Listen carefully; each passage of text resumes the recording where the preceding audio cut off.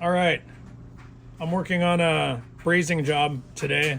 This is a heat exchanger, and if you're wondering about a few things on how to test these for leaks, I'm just going to share a few tips that I have with you.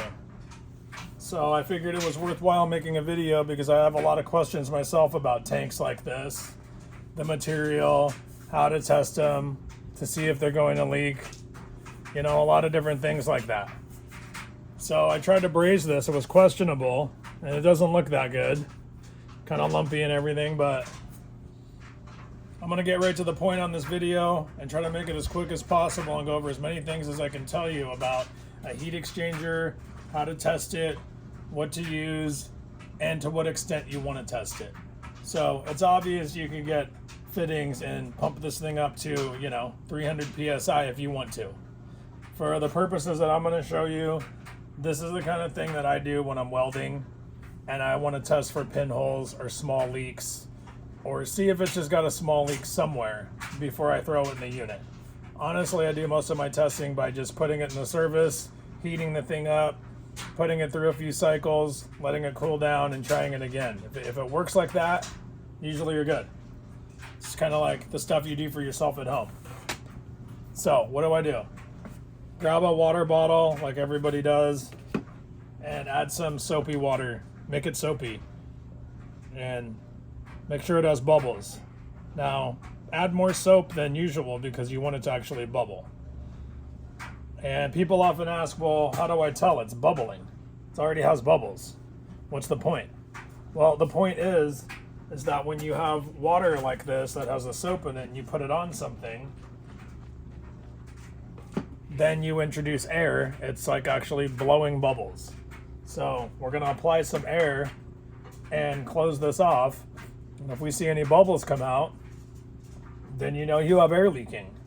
If you just have soapy water and bubbles and you don't have a bubble that gets any bigger, well then you don't have a leak. So just mix some of this up, and all you really need to do, whether you mist it on or get it on there, is just get some on. Pour it on there. So that's got soap in it. It's got a layer of water. So depending how much pressure you have in your air compressor, you don't want to, blow a hole in your thumb, obviously.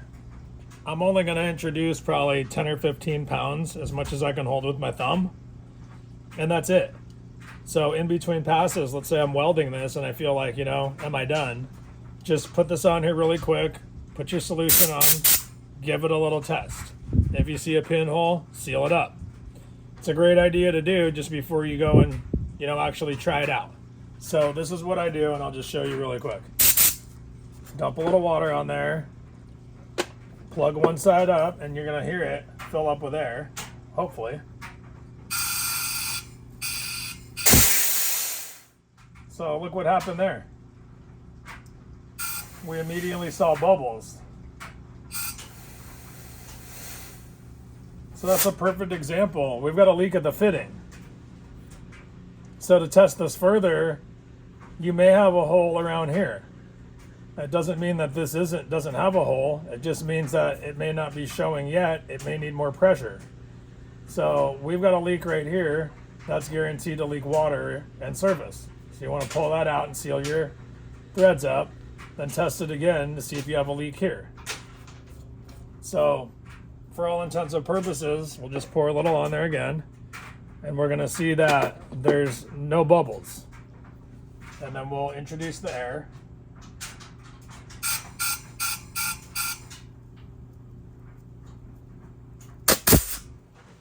So that's basically how I test my stuff before I throw it in. Really simple video on what to do and how to do it, and explaining some of the things along the way. If you have any more questions about this, feel free to ask.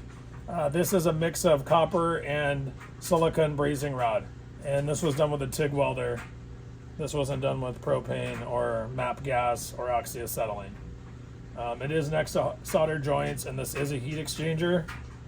So exhaust does go through this, and it heats up coils like a hot water heater. This outside jacket holds water, and gets warmed up. So if I were to look at this weld and think, I'm really good to go, I've got a good weld, I trust my welding, you would have put this in the vehicle or into service on your machine and found out that it's actually leaking out of the fitting.